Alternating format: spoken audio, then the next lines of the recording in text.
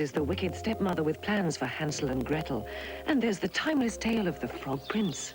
Oh, a horrid toad! Ooh, a nasty princess. And Christopher Reeve has problems of his own to reach his sleeping beauty. Fairy Tale Theatre, this Friday and continuing every evening of Christmas week at 6 on Channel 4.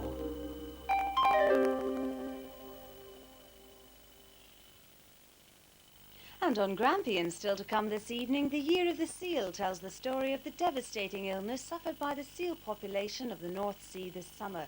That's at 11 o'clock, and that's followed at 11:30 by more prison drama from Cell Block H. But before that, the South Bank Show. South Bank Show, we turn the camera on a man who spent most of his life behind it, the photographer, David Bailey.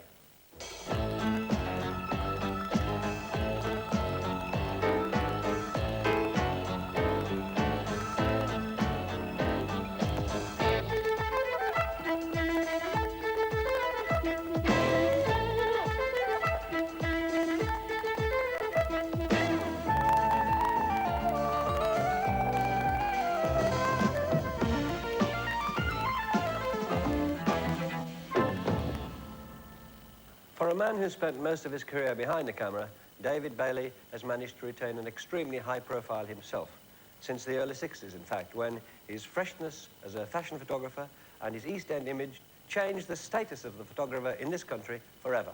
He became at one and the same time the people's photographer and the photographer's photographer, because although he's shot fashion, his work has by no means been confined to it. As he enters his 50s, we decided it was time to have a look at the full range of the work of David Bailey.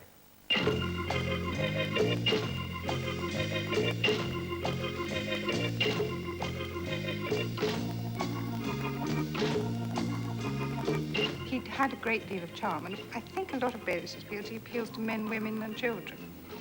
I mean, everyone fancied him. He could put his hand up amazing skirts and get away with it.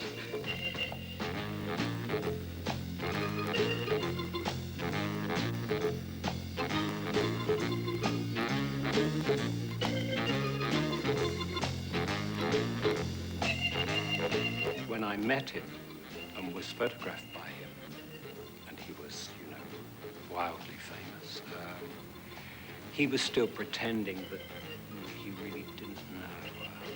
What's the exposure on this government?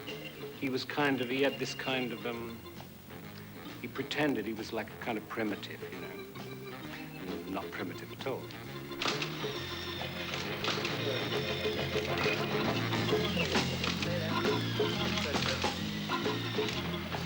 Straight at me. Good. That's terrific. Stay like that. As regards Bailey the experimenter, Alexander Lieberman, who is the great godfather at American Vogue, said to Bailey when Bailey first visited New York, Bailey, you're all over the place. You've got to decide on a way of looking at things and concentrate on that. And Bailey even then recognized the value of this advice and has always ignored it.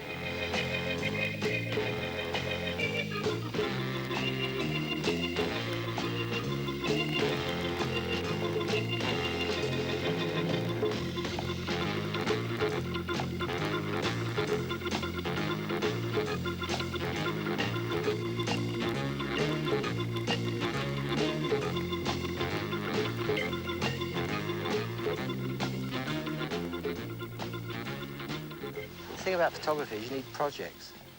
You need to be obsessed with one thing. I mean, you see those people walking around with cameras and they think they're going to be Cartier-Bresson, but they're not. I mean, if they said, right, for the next 3 years I'm just going to photograph mushrooms, they'd probably get great pictures of mushrooms. But wandering around in the wilderness thinking that... I think it's a sort of sexual replacement half the time anyway, those big long lenses they have, and they spend all their life cleaning them, never really taking pictures. I must say, it's very attractive. Spotted anyone famous? Oh. Not exactly Stars on Sunday, is it? Oh. New camera? Olympus AF-10. Bit of a purist myself. Old school. Oh.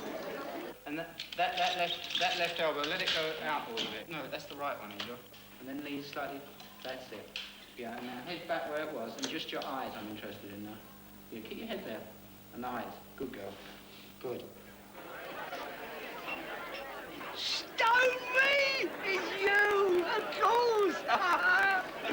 You still with the tremolos?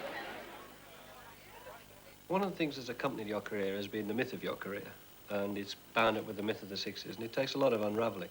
And the myth is that you were one in a group of extremely talented working-class boys coming from absolutely nowhere. Do you think you came from something that gave you nothing or something that gave you a lot? My background's become a sort of joke background, really.